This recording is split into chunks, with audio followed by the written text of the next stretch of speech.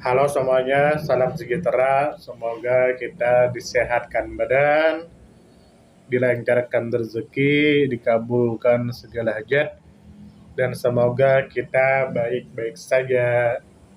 Selamat datang di ruang cerita. Kembali kita akan bercerita pengalaman pribadi atau pengalaman orang lain agar bisa kita ambil manfaatnya walaupun sedikit.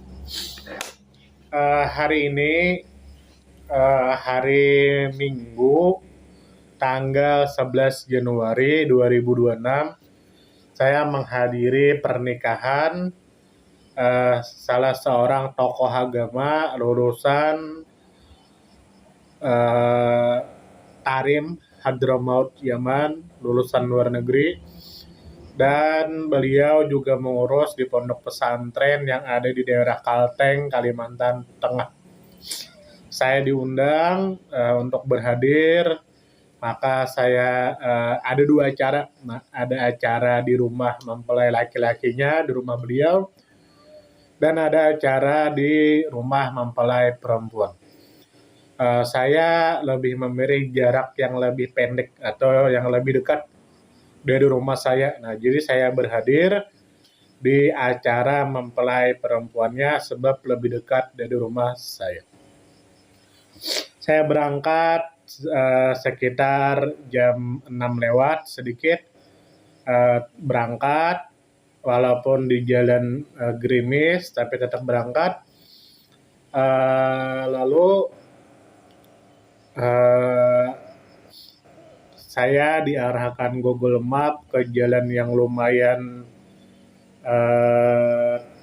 tidak terlalu enak, dan karena jalannya lebih sakit ya, sebab Google Map itu jika tidak salah mengarahkan jalan yang tercepat atau gimana gitu, kurang paham juga saja.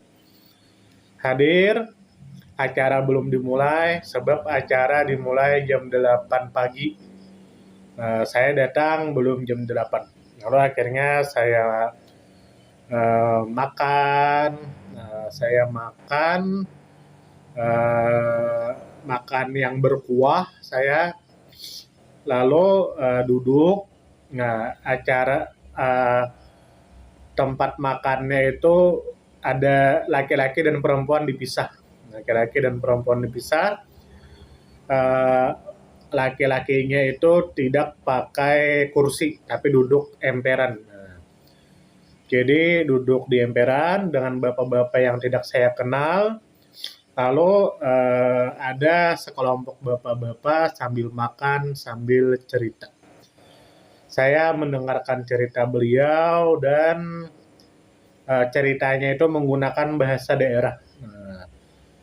Saya tidak akan menyebutkan nama suku beliau karena sedikit sensitif jika berurusan dengan suku. Jadi saya akan menceritakan dengan berbahasa Indonesia.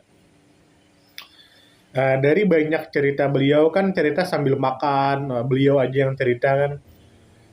Salah satu cerita beliau itu yang bisa saya ambil adalah ketika kita berada di tempat perantauan, di tempat orang lain, kita bekerja di wilayah orang lain, maka jaga adab, jaga tata krama, sebab tidak semua daerah mempunyai tata krama yang sama, tidak semua daerah mempunyai kebiasaan yang sama.